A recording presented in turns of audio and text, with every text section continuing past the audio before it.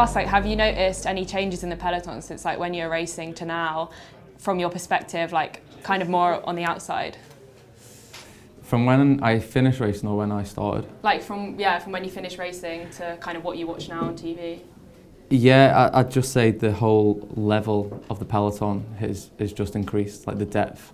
You used to have like, and at every race as well, and I think that's pressure from the sponsors, I think, and 2010 was when we first seen Team Sky come in and change like the way people raced and the dynamics a little bit and the seriousness of how teams turned up to races and how the teams were selected. And every team now has like taken that on board. So I mean, whether it's Route du Sol in March or the Tour de France, I'd say the difference now is every team, the best riders they have are selected for that race, as opposed to it kind of just you go get sent here, get sent there, and every team wants to perform at every race. And I think it's I think it's just the sport evolving and just becoming more professional, really. Yeah. But it's quite hard for riders because you have that level of expectation, even at what were small races. The team always expects you to turn up and perform. And just speaking to some of my old mates, that's what probably the biggest difference, I'd say. They're just the pressure and the expectation to be on your A game all the time. Yeah, exactly. Like the competition's so high for every one of those spaces. So, and I guess the sport's also changed in a way, like technology's developed. Everyone's like pretty obsessed with power meters, heart rate. Do you ever miss racing or miss that side of it, or are you quite glad to be? I miss racing quite a lot, actually. Not all the time, but especially when you're watching races that you have a connection with, or you had a nice emotion with, like the Vuelta or Lombardia or the Dauphiné. Those kind of races when they're on TV, you have that little feeling in your gut that you wish you were there racing. But it's obviously not the case. But it's part of you. It's been part of me since I was 6 years old. So even when you retire, it's not something that's really gonna go away. Especially overnight, you'll probably be sat there when you're 70 in your chair watching Lombardia thinking, oh, I'd love to be there. So it might be different for other people, but that's how it feels for me. Yeah, but I mean, you must look back at your career still like really satisfied with what you achieved. I think you got an Olympic gold medal, which is like the top of the sport. Did that kind of change your life at all, like when you won that medal in 2012? The Olympics was a funny one for me because it was never really, like, I always wanted to go into the Olympics was just kind of part of the process of turning pro and being a pro on the road. And there's no track on the Isle of Man, so I got into the track really late, and it just kind of naturally happened. But yeah, I am proud of my career, but a lot of it I feel like it passed by really fast, and like I wasn't present enough for it, to appreciate what was going on. Always like preoccupied with what was next, rather than living in the here and now.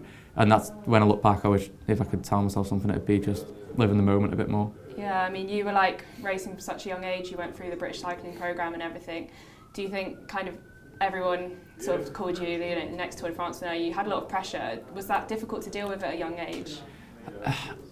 At a young age, to be honest, I didn't really feel too much pressure.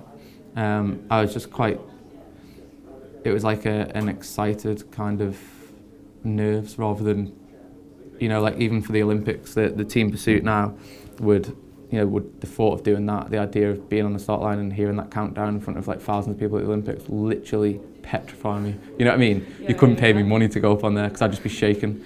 But when I was there at 20, how old was I? 23? Honestly, I was just so buzzed and couldn't wait to get on that start line. And it was like that for the first half of my career, really. I knew there was like a lot of work to do to get to the place where I'd be winning races and performing, one of the best in the team. But it was yeah, I quite enjoyed just riding my bike, and you know, at one point I didn't even think I'd win a professional race. That's how hard it was to begin with. So in terms of like pressure from other people, it didn't bother me too much because I was putting quite a lot of pressure on myself to get the best out of myself anyway. So I could only do what I could do at the end of the day. Yeah. So I didn't feel it too much early on. It was more when you get older that, I don't know, I think getting old you just start to worry about stuff more, don't you? I don't know why. Yeah, I Part guess of the process of getting old. Think it, don't you? Like, yeah, start thinking about crashing and the consequences yeah, stuff like of that. Yeah, and like if you don't mind talking about it, like could you just explain a little bit what was your decisions to retire? Like, because you said you were enjoying riding a lot, so when did that sort of change for you? I mean, I've never stopped loving the sport. It was more like my motivation and my passion would just peaks and troughs basically, but it was a snowball effect. So it didn't just happen one year and I was like, oh, I'm going to retire.